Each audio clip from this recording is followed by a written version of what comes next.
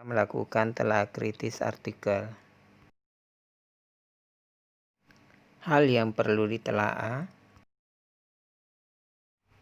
Yang pertama, masalah atau tujuan penelitian.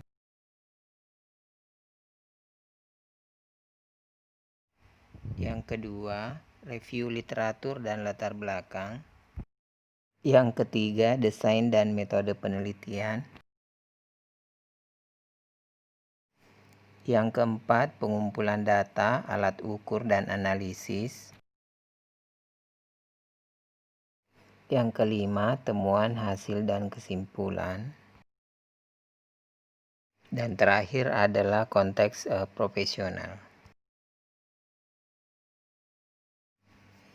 Perhatikan apakah tujuan sudah diidentifikasi dengan jelas, apakah terdapat pertanyaan penelitian atau hipotesis penelitian. Jika tidak ada, buat formulasi pernyataan penulis tentang tujuan penelitian.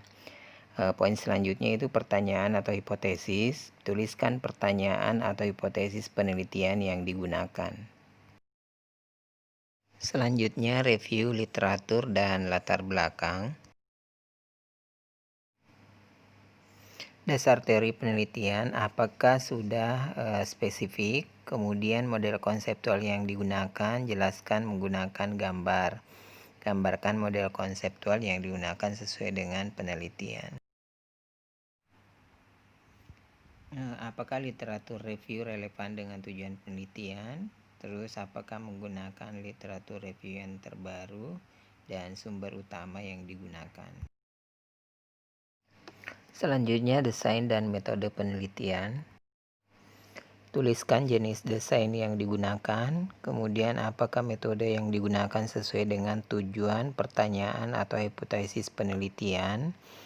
Perhatikan populasi, sampel, serta metode sampling. Tuliskan sesuai dengan apa yang digunakan. Kriteria inklusi dan eksklusi penelitian. Kemudian tuliskan setting penelitian, apakah klinik, komunitas. Tuliskan variabel penelitian, baik variabel independen dan dependen, serta jenis datanya, apakah nominal, ordinal, interval, atau rasio. Dan terakhir, apakah variabel sudah didefinisikan? Jika tidak, apa definisi variabelnya?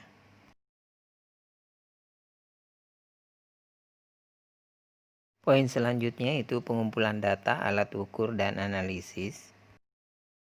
Pengumpulan data yang digunakan, bagaimana validitas dan reliabilitas dari instrumen yang digunakan, kemudian analisis data, apakah sudah dijelaskan, apakah statistik yang digunakan sesuai dengan pertanyaan atau hipotesis penelitian.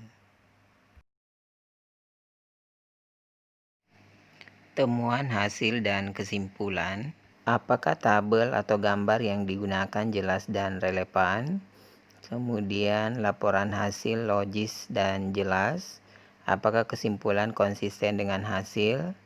Dan apakah jawaban rasional? Perhatikan kekuatan, keterbatasan, dan kemungkinan bias serta saran dari peneliti. Pembahasan terakhir adalah konteks profesional.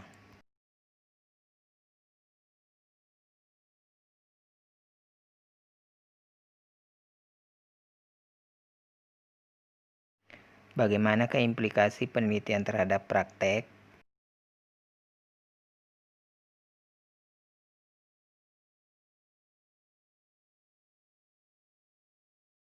Bagaimana kesimpulan penelitian mempengaruhi praktek?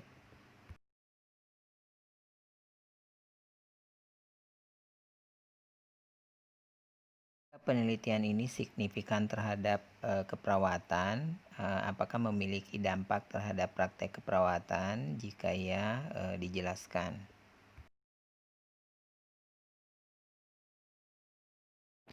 Hal yang perlu saya simpulkan di sini bahwa dengan melakukan telaah atau kritik jurnal, maka diharapkan perawat di tatanan pelayanan kesehatan dapat melaksanakan praktek berdasarkan bukti.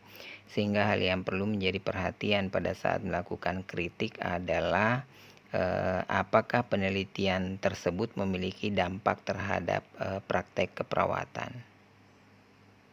Saya kira materi kita hari ini cukup sekian. Terima kasih atas perhatiannya.